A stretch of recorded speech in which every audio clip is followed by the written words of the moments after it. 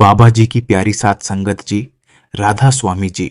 संगत जी, आज इस वीडियो में हम आपको बाबा जी द्वारा बताए गए एक ऐसे माध्यम के बारे में बताएंगे जिसके बाद आपका मन भजन सिमरन में टिकने लगेगा।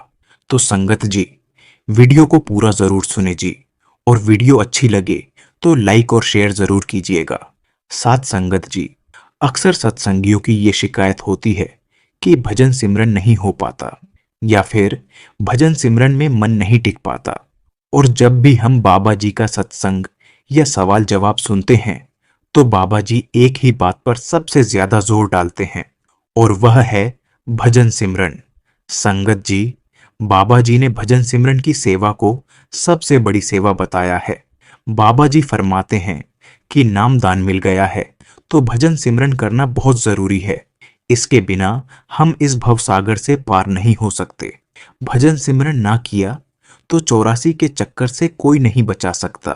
भजन सिमरन ही एक ऐसा जरिया है जिसके रास्ते पर चलकर हम पार उतर सकते हैं। लेकिन संगत जी, हम दूसरे सत्संगी भाई बहनों को देखकर नामदान तो बड़े शौक से ले लेते हैं, लेकिन ज्यादातर लोगों के पास इतना समय ही नहीं होता कि वह भजन सिमरन कर सके। फिर हम बाबा जी के सवाल जवाब के प्रोग्राम में बाबा जी से यह सवाल पूछते हैं कि मन को कैसे लगाया जाए। लोगों को कितने कितने साल हो जाते हैं नामदान लिए हुए, लेकिन फिर भी उन्होंने इसका आज तक कोई लाभ नहीं उठाया होता।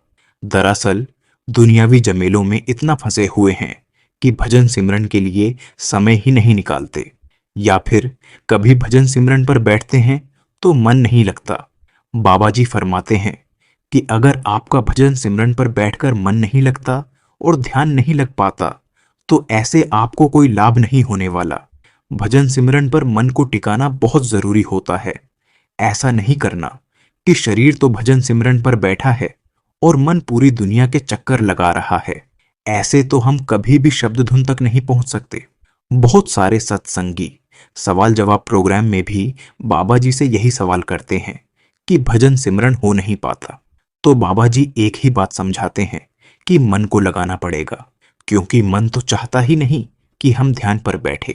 साथ संगत जी, पहले तो हमें कोशिश करनी है कि हमारा मन भजन सिमरन में टिकने लगे। अगर हम सच्चे मन से और संकल्प से नियम बनाकर भजन सिमरन पर बैठेंगे तो हमारा मन टिकने लगेगा। लेकिन बाबा जी ने हमें एक और माध्यम बताया है, जो कि बाबा सावन सिंह जी ने भी संगत को बताया था। बाबा जी ने कहा कि अगर आप 2.5 घंटे का समय भजन सिमरन में नहीं लगा सकते तो महाराज जी के अनमोल वचन हैं कि जब भजन सिमरन में शब्द ना सुनाई दे तो ऐसे में उचित है कि उस वक्त उस स्थिति में रहकर ध्यान करते रहे। लेकिन फिर भी अगर शब्द धुन ना सुनाई दे तो गुरु के स्वरूप का ध्यान करके वहां से उठ जाएं। बाबा जी कहते हैं कि यदि आप भजन सिमरन पर बैठते हो लेकिन आपका मन इधर उधर भटकता रहता है और आपका ध्यान नहीं लगता तो फिर भजन सिमरन उस वक्त करने का कोई लाभ नहीं है। इसीलिए वहां से उठ जाएं और फिर कुछ समय बाद दोबारा बैठें। यदि फिर दोबारा बैठने पर भी आपके मन में वही बातें चल रही हैं, मन भटक रहा है, शब्द धुन नहीं सुनाई दे रही, तो आप एक नियम बनाइए।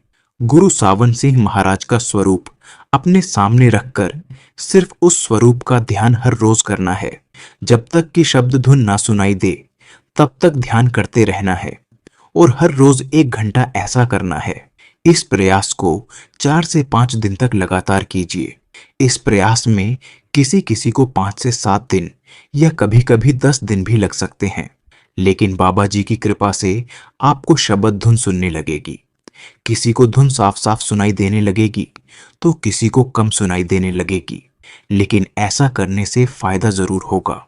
साथ संगत जी, जब भजन सिमरन पर सत्संगी बैठे और मन हावी होने लगे, मन भटकने लगे, मन के अंदर दुनियावी विचार घूमने लगे और हटाने से भी न हटे, तो ऐसे में उचित है कि आप उस स्थिति में वहां से उठकर कुछ देर बाद दोबारा बाबा जी द्वारा बताया गया यह तरीका अपनाएं, और उसके बाद आप स्वयं एक चमत्कार महसूस करेंगे।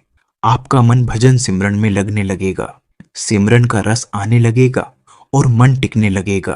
तब फिर चाहे ध्यान करें या भजन करें, आपका ध्यान धुन तक पहुंचने लगेगा। कुछ दिन के अभ्यास के बाद ही आपको इसका परिणाम दिखने लगेगा। साथ संगत जी, दुनिया के अलग अलग धर्मों के संतों महात्माओं ने भजन सिमरन का उत्तम समय अमृत वेले को कहा है। अमृत वेला सूर्य उदय होने के पहले के 96 मिनटों को कहा गया है। यानी कि अगर सूर्य 5 बजे उदय होता है तो अमृत वेले की शुरुआत 3:24 से होगी। इस समय को वरदानी वेला भी कहा गया है। महापुरुषों ने कहा है, जिस इंसान ने अपना अमृत वेला संभाल लिया तो समझो उसने खुद को पहचान लिया। लेकिन साथ संगत जी, आजकल की भागदौड़ भरी जिंदगी में हम अमृत वेले उठ नहीं पाते, क्योंकि रात को हम देरी से सोते हैं। अगर हम अमृत वेले उठकर भजन सिमरन करते हैं तो भजन सिमरन में मन न लगने की आधी से ज्यादा हमारी समस्या तो वैसे ही दूर हो जाएगी, क्योंकि इस अमृत वेले में हमारा मन खाली होता है। मन में कुछ ज्यादा विचार उथल पुथल नहीं कर रहे होते, और ऐसी सिचुएशन में मन पर काबू पा लेना बहुत आसान होता है। अक्सर बच्चों को भी माता पिता अमृत वेले उठकर पढ़ाई करने को कहते हैं, क्योंकि इस समय मन को लगाना बहुत ही आसान होता है। इस समय सारी दुनिया सो रही होती है और सृष्टि एक नए दिन में प्रवेश कर रही होती है। पूरे वातावरण में एक अलग ही ऊर्जा होती है। ऐसे समय में जब हम ध्यान लगाएंगे तो आसानी से ध्यान लगने लगता है। शुरू के 3 से 4 दिन इस समय उठने में थोड़ी तकलीफ हो सकती है, परंतु बाद में यह आपकी आदत बन जाएगी। बिना अलार्म के ही अमृत वेला शुरू होने से पहले आपकी नींद अपने आप खुल जाएगी। परंतु संगत जी, अमृत वेले को संभालने के लिए हमें चाहिए कि हम रात को 9 बजे तक सो जाएं। अगर हम रात को देरी से सोएंगे और सुबह अमृत वेले उठ जाएंगे तो हम अपने आप को तरोताजा महसूस नहीं कर पाएंगे। हम थके थके रहेंगे और ऐसे में हमारा ध्यान लग पाना बहुत कठिन हो जाएगा। तो संगत जी, इसी के साथ हम आपसे इजाजत लेते हैं। अगर आपको रूहानी साखियां सुनना अच्छा लगता है तो कृपया हमारे चैनल को सब्सक्राइब करें जी। राधा स्वामी जी।